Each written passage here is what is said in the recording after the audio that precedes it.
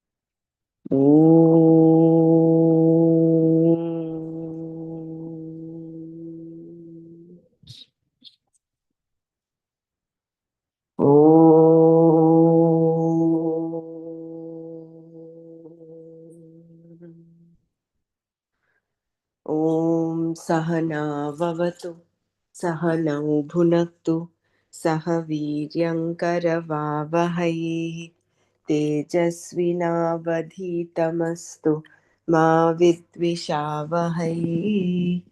ॐ शान्ति शान्ति शान्तिः।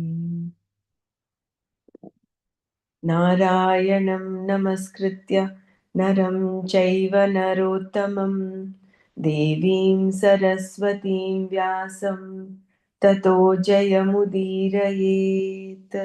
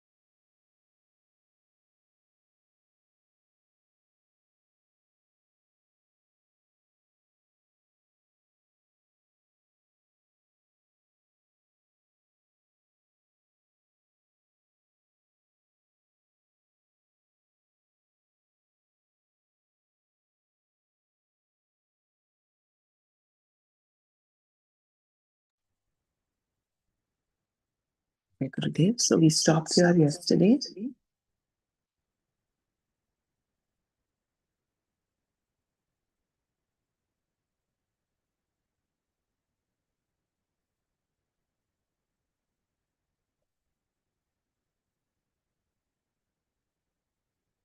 So we're talking about the Vyavasayatmika Buddhi.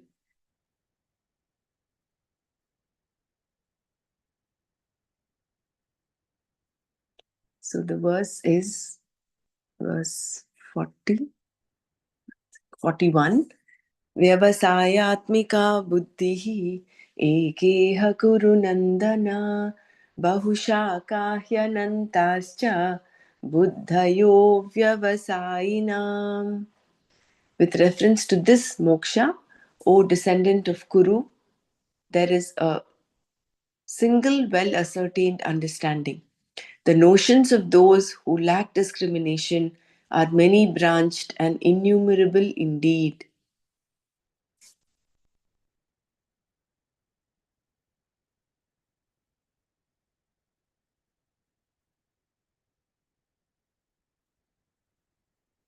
We'll just start from here and then carry forward. Karma Yoga is something more than an ethical life. Arjuna had been living a life of dharma, but it was not total Karma Yoga. He had great ambitions. And then we saw how he worshipped Lord Shiva in order to get the missile. So living a life of dharma and ethical life, Arjuna legitimately sought these personal glories. Karma Yoga is not merely living an ethical life because One can legitimately aspire for money, power, heaven, and so on. Legitimately, the person performs various karmas and earns his or her living ethically.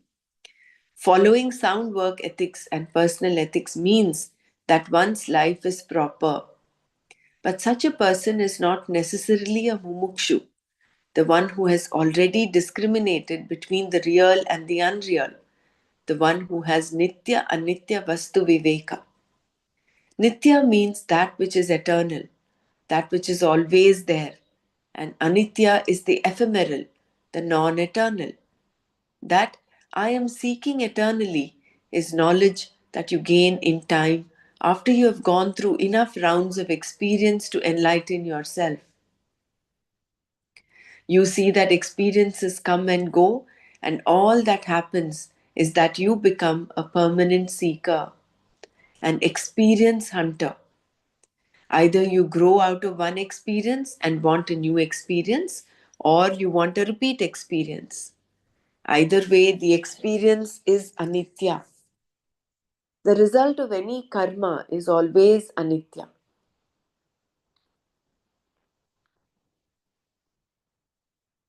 A person who has thus discovered a dispassion towards the experiences of life is called a mumukshu, one who can take to a life of sannyasa or to a life of karma yoga.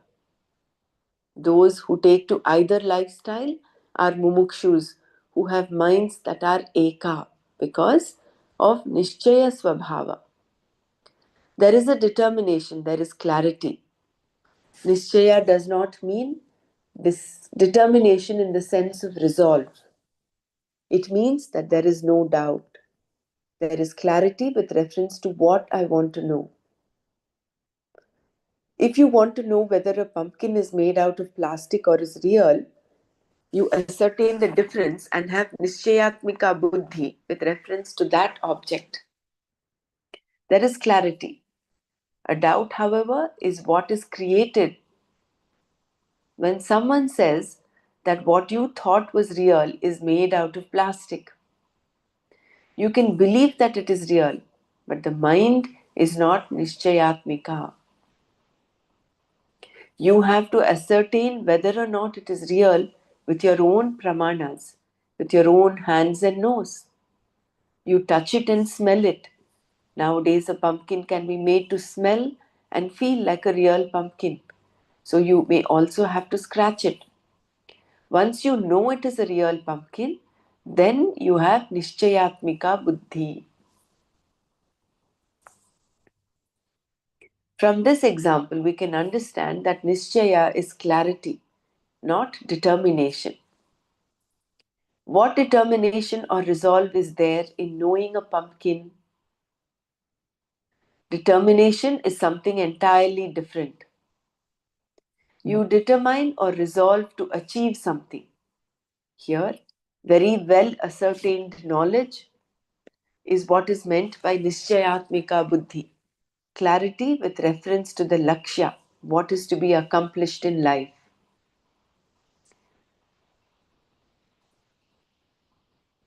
Any target is called a Lakshya.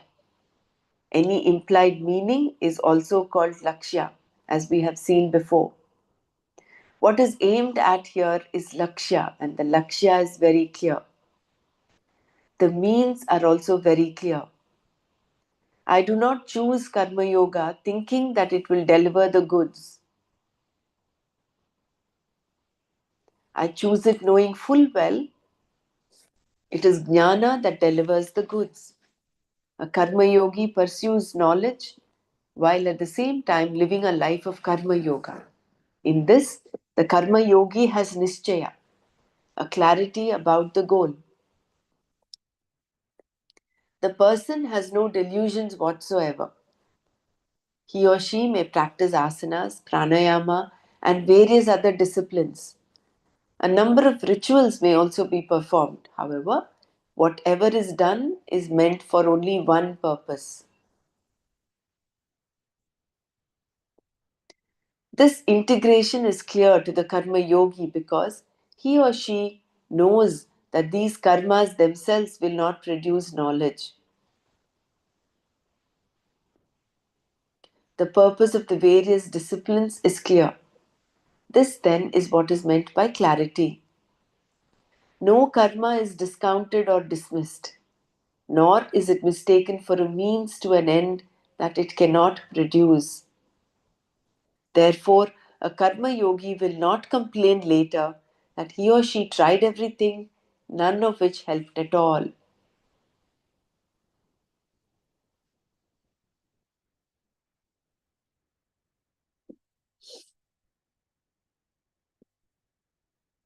Whatever helps is useful. People actually say these things. I tried all this and it did not work. It is all a trip. They do not know what they tried it all for. Whatever you try can help in some way or other if it is done properly. It is also true that something that helps one person may not help another. For instance, two people may have the same disease with the same symptoms, but only one will be helped by a particular treatment and another may actually be harmed by it. There are hundreds of disciplines and cures for varieties of diseases, but they do not help everyone because each of them has its own limitation. No one really knows what a particular medicine will do. Researchers may have watched its effect on rats, but how it will act on a human being in a male as opposed to a female body, an Indian stomach as opposed to Western stomach, they do not know. What happens when you eat meat instead of brown rice is not really known either. It is all guesswork and prayer. Because everything has its own limitations, there is no last word. As long as you understand that you do a certain thing for a certain purpose and do not have any delusion about it, everything is fine. You do not become a faddist, nor do you think that this or that will deliver what it cannot. Only jnana will deliver, and for the sake of jnana, you have to do what is to be done, which requires vichara, inquiry. It is the thing that produces the knowledge that will deliver. If, for the sake of that knowledge, you think you need to do this or that to be able to know it, then do it. So, if for the sake of that knowledge, you think you need to do this or that to be able to know, then do it. Shankara says here that Viveka being there, the mind is single pointed. Eka buddhihi bhavati. Suppose, however, that the lakshya, the human end, is not very clear. What kind of buddhi will be there?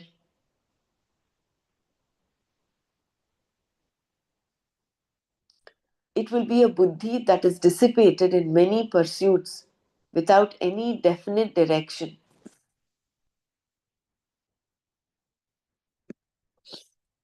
Those who have no vyavasaya are those with no viveka buddhi, no discrimination. They definitely do not have the knowledge born out of pramana through the study of the Shastra.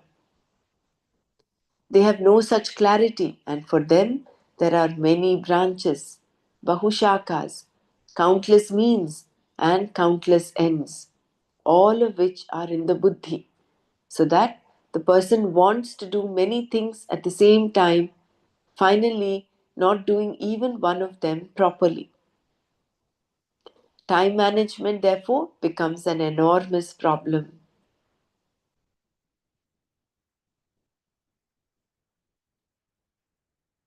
Without clarity, priorities are a problem. To say this job I will do now and this one I will do later means that you have only one buddhi. To say nothing of having only one body. However, suppose you want to do all of them and are not very clear about which one you want to do first. What happens is that you cannot even start. Similarly, when it is very clear to you that this knowledge, this freedom is what you want in life, then everything becomes karma yoga for you, even marriage. In fact, marriage is yoga. Here, both the partners together live a life of karma yoga, preparing themselves for this knowledge. Having pointed out the difference in understanding, Krishna talks about those who are not clear about the end to be accomplished in life.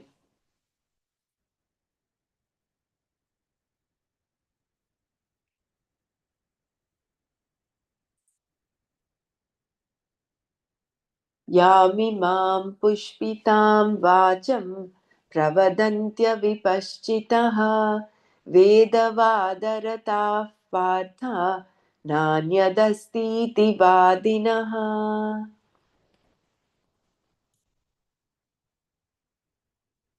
कामात्मानस्वर्गपराः जन्मकर्मफलप्रदां क्रियाविशेषबहुलां भोगैश्वर्यगतिं प्रति. Partha, O son of Pritha, avipashchitaha, those who do not see clearly. Vedavada rataha, those who remain engrossed in the karma kanda portion of the Veda. Anyat, anything else. Na asti is not. Iti, thus. Vadinaha, those who argue. Kamatmanaha, those who are full of desires. Svargaparaha, those with heaven as their highest goal. Bhoga Aishwarya Gatim Prati, for the sake of the attainment of pleasure and power, Janma Karma Phala Pradam, leading to a better birth as a result of their actions, Kriya Vishesha Bahulam, full of special rituals, Yam Imam, these Pushpitam, flowery, Vacham words, Pravadanti, utter. Partha Avipashchitaha, वेदवादरताः अन्यत् न अस्ति इति वादिनः कामात्मानः स्वर्गपराः भोग ऐश्वर्यगतिं प्रति जन्मकर्मफलप्रदां क्रियाविशेषबहुलां याम् इमां पुष्पितां वाचं प्रवदन्ति. O son of Pritha, the non-discriminating people who remain engrossed in karma enjoined by the Veda and its results, arguing that there is nothing other than this, those who are full of desires with heaven as their highest goal for the attainment of pleasure and power, utter these flowery words that talk of many special rituals that are capable of giving better births and various results of actions.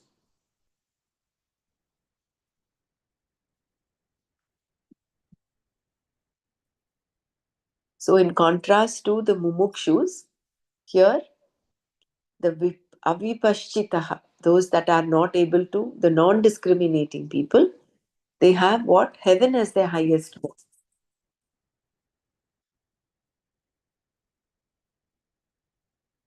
Svargaparaha.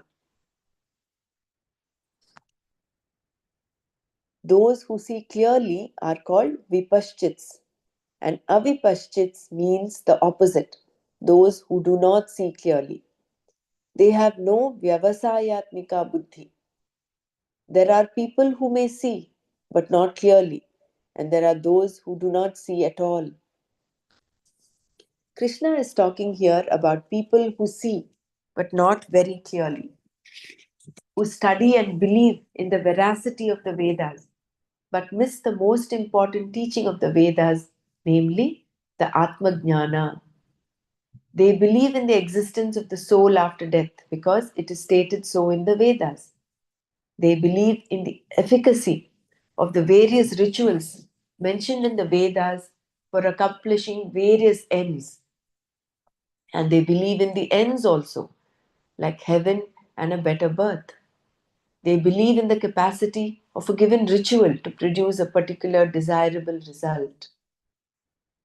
So these are all believers of the Vedas. So they are astikas, but they are just caught up in the karma kanda aspect. And there is no vyavasayatmika buddhi, meaning they have no clarity about the end in result. Their end is only the highest end they have is attaining heaven. Therefore, these are not ordinary people. They are people who have studied the Shastra and who believe in its validity. This is why Krishna used the word avipaschit, meaning that these people see and yet they do not see. They are the people who are not to be dismissed because they have studied the scriptures. Shankara criticizes them here because they have all the words and some arguments while they back up by quoting selected verses. They talk, argue, and try to convince others also. Yam imam pushpitam vacham pravadanti. They use very well known words, prasiddha vak, words that are very flowery. There are some trees like magnolia trees in which, when they flower, nothing but the flowers can be seen. Although the leaves and branches are there, they are hidden by the flowers. These people are like those trees because they speak words which are as attractive as a flowery, blossoming tree. Pushpitam vacham pravadanti. Shankara also uses another expression, Shruya, Shruyamana Ramaniya, meaning very nice to hear. As you hear the words, they are very pleasing and wonderful to the ear. But in fact, they are all just so much hype. Such words are used because people who do not have eka buddhi, who have not ascertained what they have to accomplish in life, do not see things very clearly. Those who do not have this viveka revel in parts of the Veda that talks of the means and ends and exclude the Vedanta portion. They are the Vedavada Rathas. They may even study Vedanta, but only use it for the sake of rituals. These people revel in many of the Veda Vakyas because they state clearly what you will get and the means, sadhana, you must employ for gaining it. There are rituals for having children, restoring health, removing certain obstacles you may have, and so on. How these elaborate rituals are to be done is also stated. In other words, there is an answer for everything in the Karma Kanda of the Veda.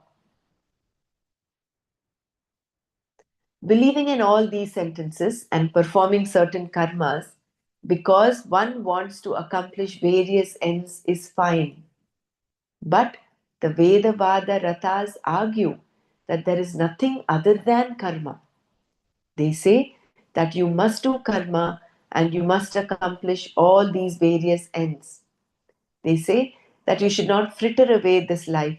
And of course, we say the same thing.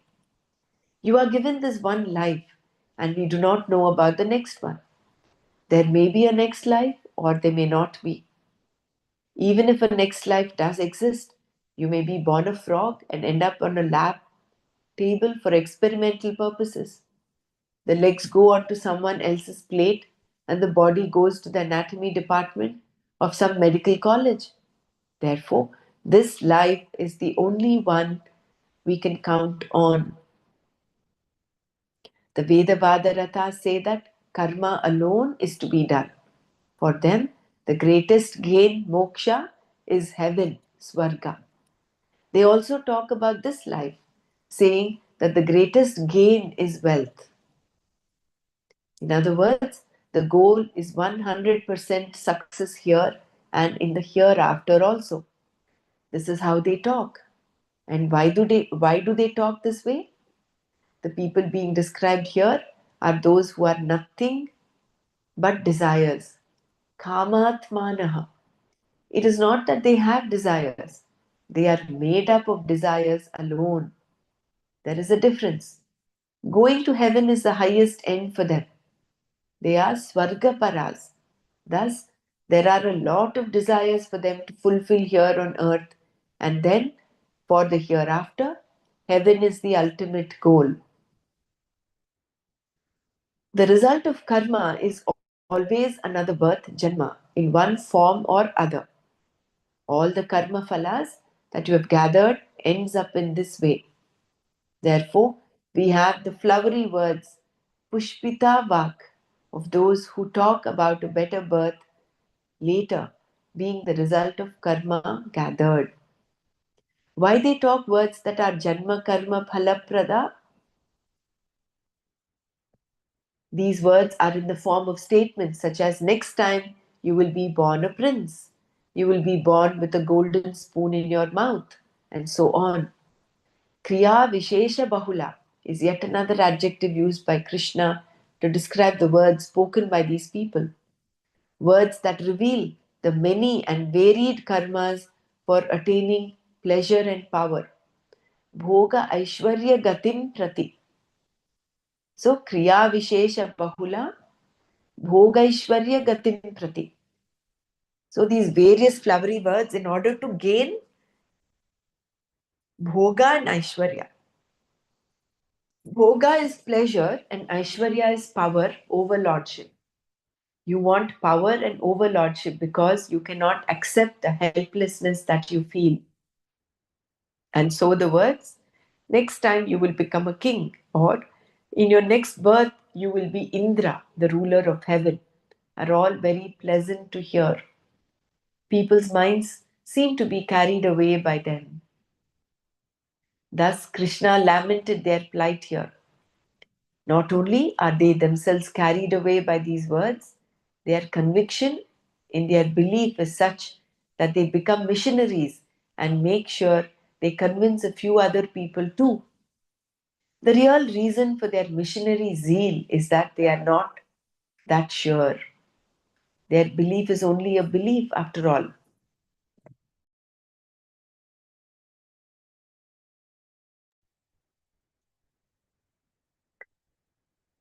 Believers have to become missionaries because belief means there is a doubt, and doubt means you require some strength.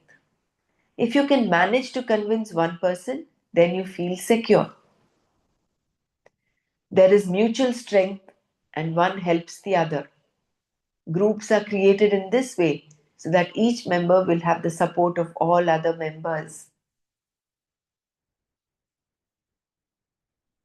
The minds of those who are carried away by these enticing flowery words do not stay with the pursuit of Vedanta. With reference to what one must gain, there is no real clarity because this clarity cannot take place in the minds carried away by such words. The idea here is that if you do not allow yourself to be carried away by words, if you look into them, you will find that they fall apart. And if the words are not looked into, you will find that they are very pleasing and attractive. Therefore, people who have no discrimination are easily carried off by them.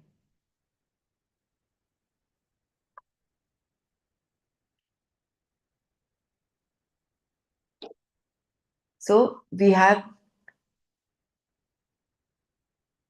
the avipaschitahas, meaning they're not ordinary people. They are also very committed, but they're committed to the Karmakanda aspect of the Vedas. They are believers. They do a lot of special rituals. All their focus is on karma, and for them, the highest gain is heaven. That is their moksha. So, in order to do that, they not only convince themselves, they believe that this is what is required, they also speak a lot of flowery words in order to gain bhoga and aishwarya. So, they're short sighted, so to say. So, they completely discount the Vedanta aspect of the Shastra.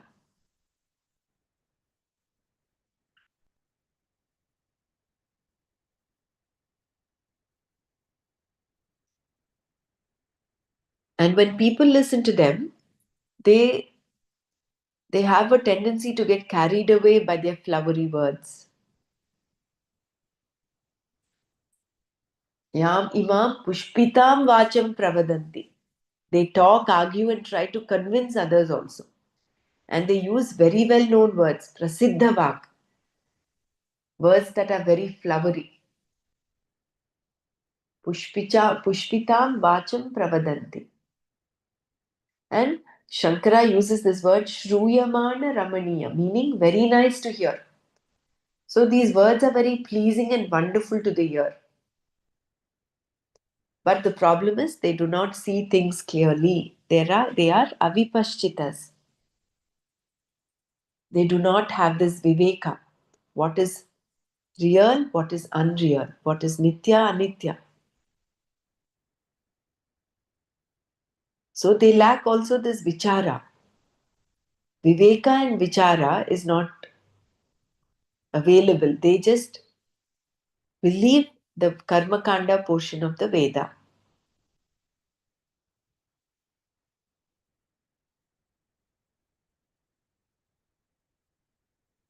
So they may even study Vedanta but use it only for the sake of rituals. So we have to be a little watchful of this in case we have any of these tendencies in our own selves, being carried away by rituals. There is no harm in doing these rituals as long as you know what they are meant for. Even a karma yogi will do all these rituals, but with a different attitude, an attitude of cleansing the mind. So you're not doing it for an achievement, for a gain, either pleasure or power or wealth, but it is to cleanse the mind. There is no raga dvesha there. They are neutralized for a karma yogi.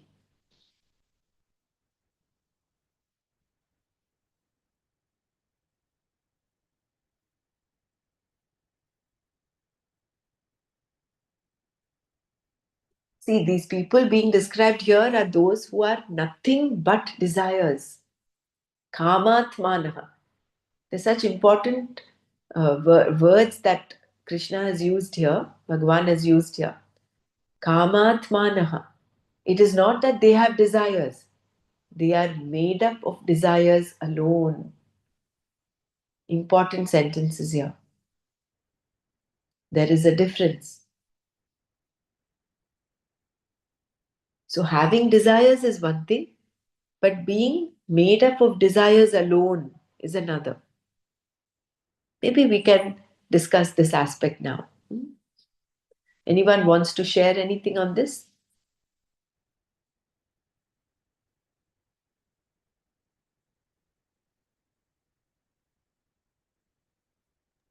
Hariom. So they always want to gain something materialistic, right?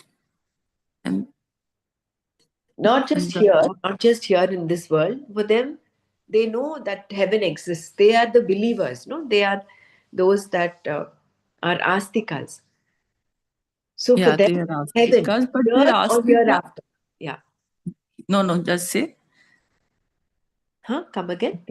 You carry on what you were saying. No, no. They have desires for achievements here and hereafter. Hereafter is for them heaven. The highest is Yeah, heaven for them. So it is right. not just materialistic, it is also for to gain a place, a birth in heaven. Heaven. So they will talk a lot of papa punya. They say you do this, this will get you punya. You do this ritual, you'll get this effect. This is the result. In order to gain, for instance, the Putra Kameshti Yaga that King Dasharatha did to gain children. So they're all caught up in doing a lot of rituals to gain ends here or in the hereafter. Right. Thank you. And the thing is, they may study even Vedanta, but then they use it only for these limited gains.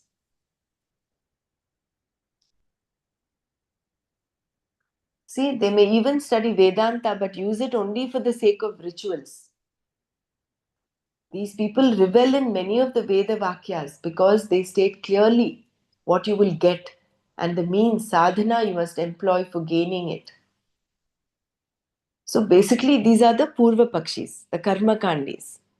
Yeah. They're not just karmis, they're not just doing action. They follow the Veda. They're very pious people, very ritualistic. But they do not have that clarity. They do not have the Nishchayatmika Buddhi or Vyavasayatmika Buddhi. But I was just thinking, like, initially, when one walks on this path, he is doing all his activities related to gaining something or the other. But finally, I think a person realizes that this all this which I was doing is like um, it's not it's not so important that because even after doing he is sometimes achieving or and sometimes he must not be achieving. So there must be some incidents happening which would change his mind that this my this all the efforts which I am taking, it is not like it's futile. The main goal is that. Don't you think so? Like it's majority people are they are doing the ritualistic things initially, but many of them keep on carrying. But some person out of them do shift their goal. Not all, I'll say not all, but some of them do shift. Maybe few in number. That is the Or point, do That is the yeah turning point where the river starts flowing in the opposite direction. yeah The moment that realization comes, that moment that clarity comes, that vichara is there and that viveka is there, then it is like you're going up the mountain. The river is going up the mountain. That is when you start becoming a karma yogi. You start your journey as a karma yogi or a sannyasi, whichever, whatever lifestyle you've taken. yeah. That is the journey of the mumukshu. Hmm. Otherwise, we are just caught up in just attaining these Desires. Yeah, desires. yeah. This last line, the last paragraph has this line. No, the idea here is that if you do not allow yourself to be carried away by words, if you look into them, you will find that they fall apart. And if the Mm, words are not looked into, you will find that they are very pleasing and attractive. It's so like very profound. mm. Yeah, thank you. See, because everybody wants, if you look at the purusharthas, what are the purusharthas? Dharma, artha, kama, moksha, right? Right. So people are, because we have that, when the exposure to the knowledge is not there, they think they are insecure and therefore they go on seeking security out there. Artha, that is the security.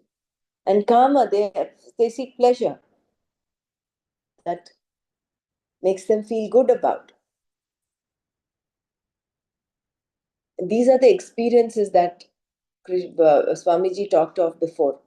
He says their life is a series, they're seeking experience after experience, not knowing that the seeking is futile. No amount of experiences will help give us this freedom.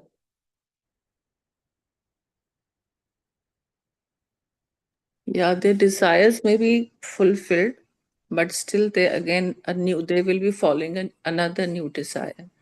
So it keeps happening.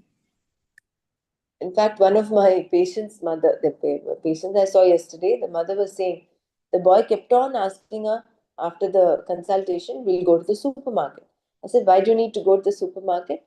Because he wants a toy. And the mother said, the moment he gets the toy, that's it. He does not even play with it. He goes on to asking for something else. So I was thinking that is exactly how our own life is. If we extrapolate it, we are talking of a little boy with a toy, but our own life is like that. It's just that the toy is replaced by some limited end. Maybe it is power, maybe it is position, maybe it is wealth.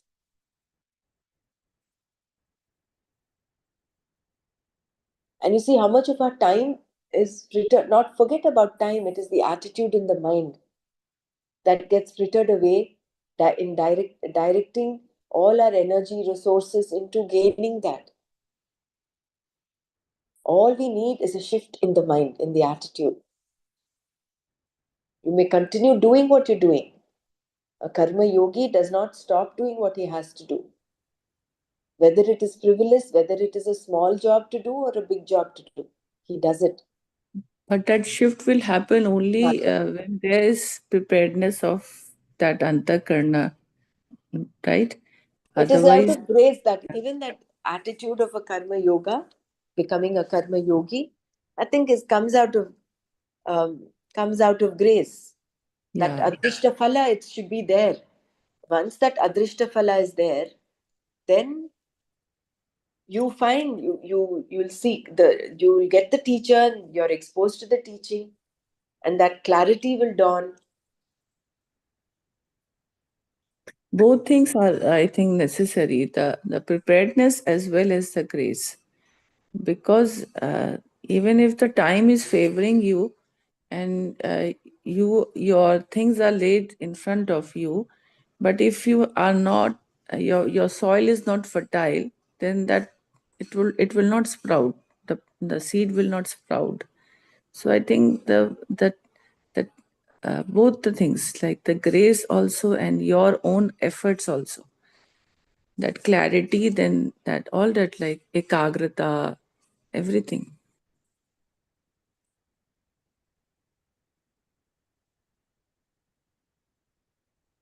Yeah. Yeah. See, until now, we were thinking that Nishchaya means only the determination. Here, Swamiji has given that determination with clarity. That is most important. And what is the clarity you have? That I want this, that ekagrata, that moksha only. Then only you will reach that and you will get everything.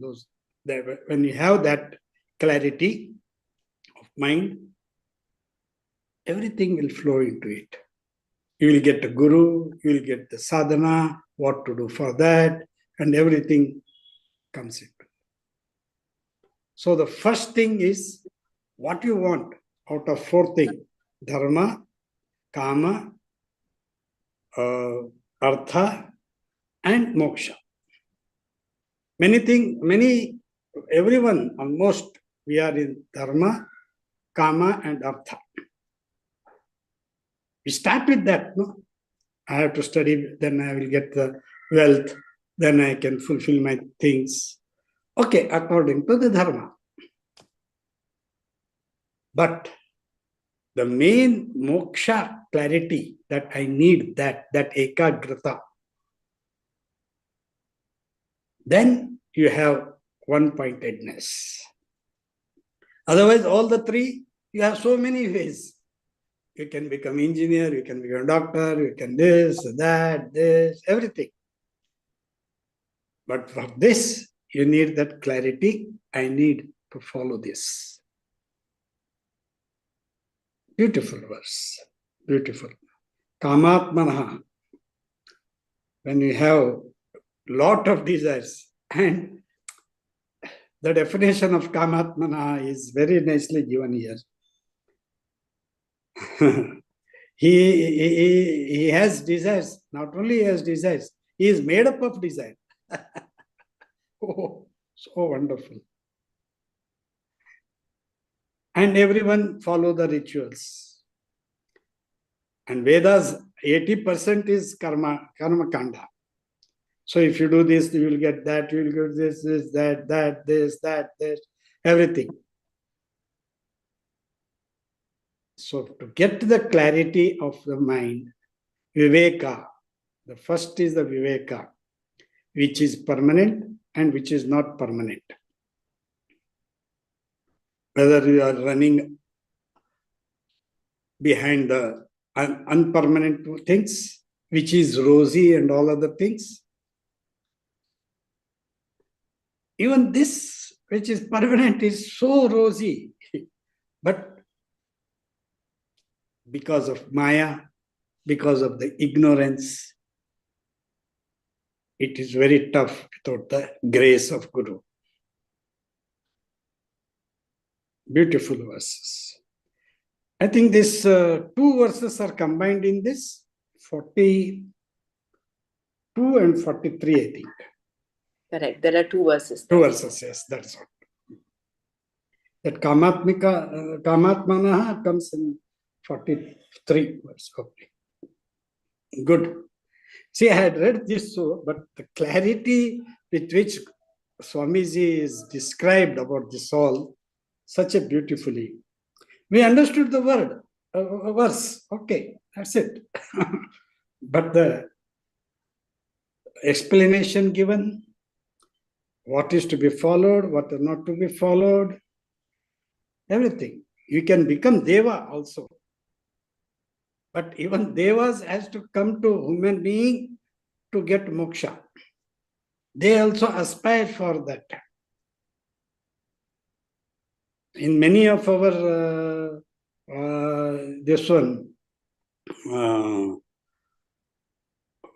chants and all that, even Devas are waiting for your grace in Guru's Guru Stotra. So Deva is the highest being, human being. But to get moksha, he has to come again to human being and learn all this and then get moksha. Deva is just a position. We can say the position, highest position, chief minister, chief engineer of life, we can say. Indra, highest God. But he has also to come back after that position is lost. When you retire it, again you have to come back, again start it. This clarity we should know it. What we get, what we not get. And when you have that clarity of mind, that ekagrata buddhi of moksha, whatever karma you do, it will become a yoga. That's what beautifully said. Wonderfully said by the Swamiji. Very nicely. These 2 or 3 verses, you have to, very important verses, you have to understand beautifully and make our mind, and with that yoga, push the water up. That is beautiful, really beautiful. Thank you. Jai Gurudev.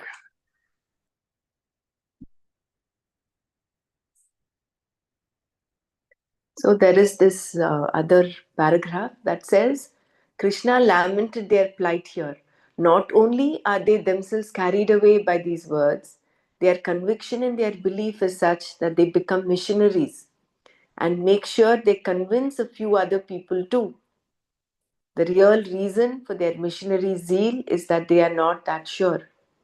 Their belief is only a belief after all. Believers have to become missionaries because belief means there is a doubt, and doubt means you require some strength. If you can manage to convince one person, then you feel secure. There is mutual strength and one helps the other.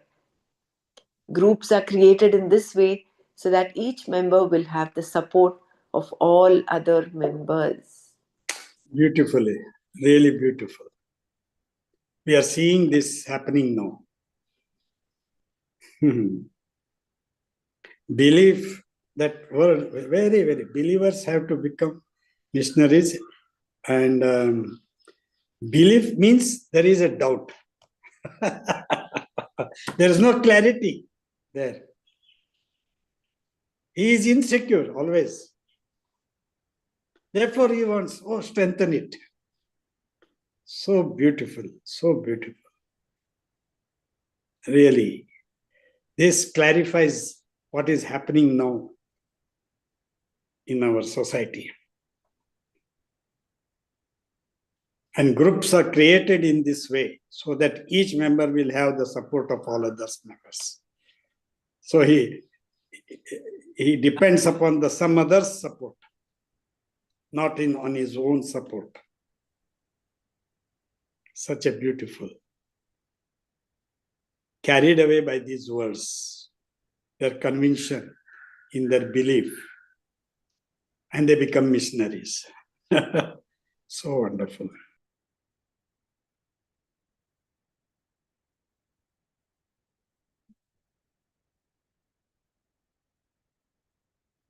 So I will just read these two verses one more time and then we'll close for today. Yamimam pushpitam vacham pravadantya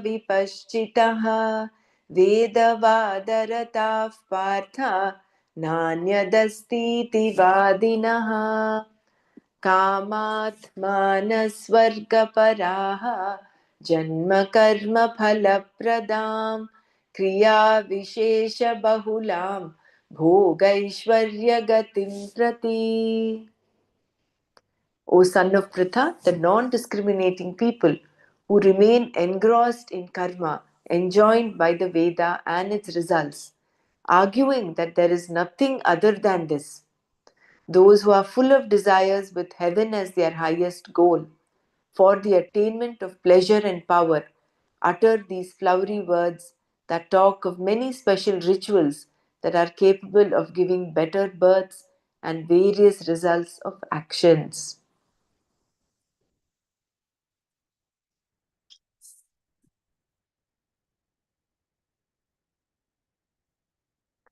ॐ लोका समस्ता सुखिनो भवन्तु. ॐ शान्ति शान्ति शान्तिः. ॐ तत्सत् श्रीकृष्णार्पणमस्तु. जय गुरुदेव.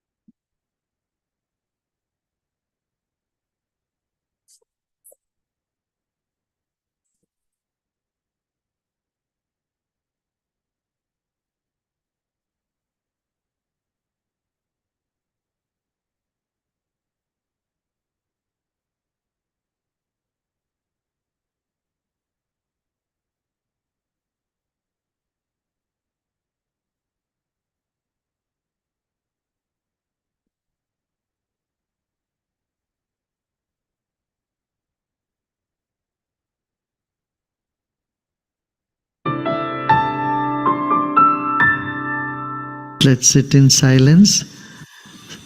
Spine erect, eyes closed, आंखें बंद रखें, रीढ़ की हड्डी सीधा रखें, चेहरे में मुस्कान हो।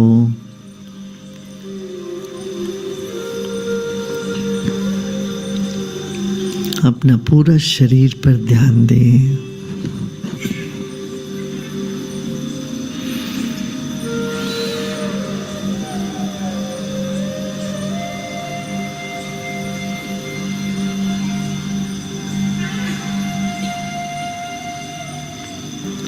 अरबों खरबों अणु परमाणुओं से बना है हमारा शरीर। Our body is made up of trillions and trillions of cells. And they're all changing all the time.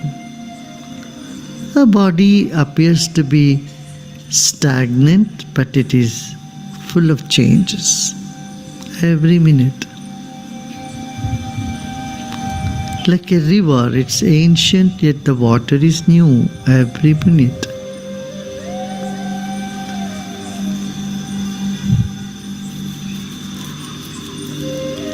Nothing solid in your body, everything is fluid, everything is changing. Honor your own body.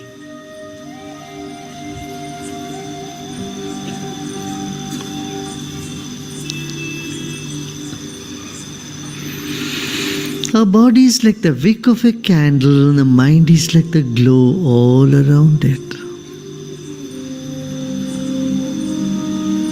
And your mind has no face, no shape, it's just energy. आपका मन का कोई चेहरा नहीं है, कोई रंग नहीं है।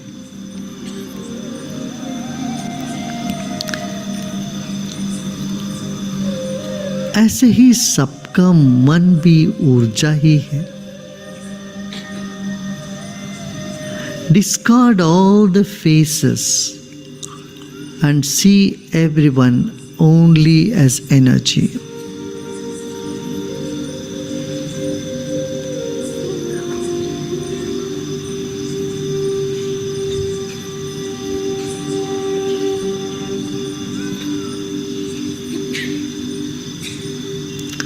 See everyone as just a silhouette with no face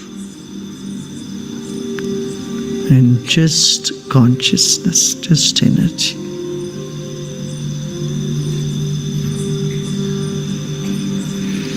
Let's take a deep breath in with a smile. मुस्कुराते मुस्कुराते गहरी सांस लीजिए और मुस्कुराते मुस्कुराते सांस छोड़िए।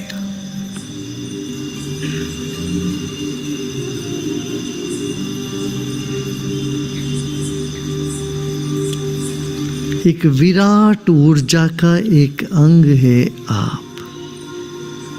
You are just a part of an ocean of energy. That's called the Brahman.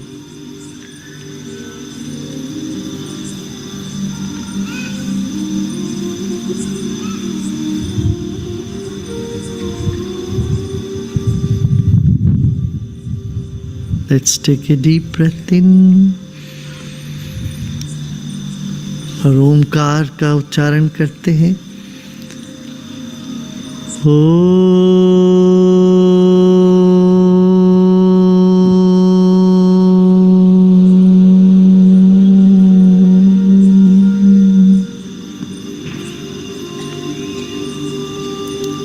Let the sound of Om reverberate in every cell of your body, in every corner of your mind. Sound Om is purifying and energizing. Let's breathe in again.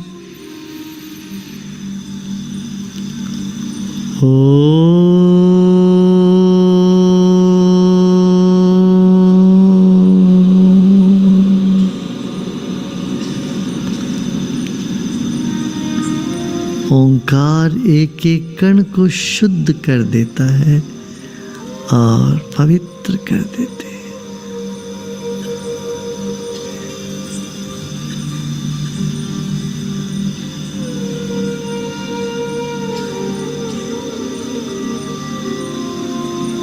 फिर एक गहरी सांस लीजिए।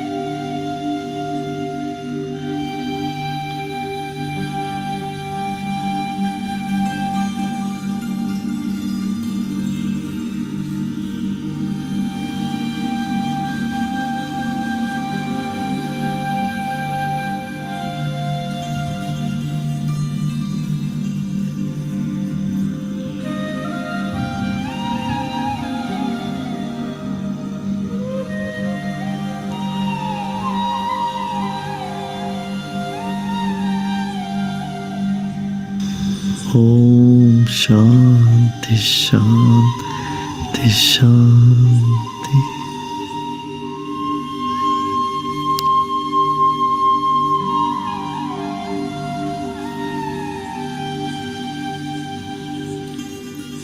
धीरे धीरे शरीर और परिसर के प्रति सजग हो जाए।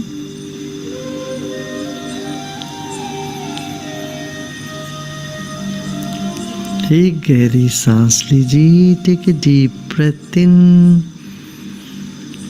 and as you breathe out you may gently open your eyes.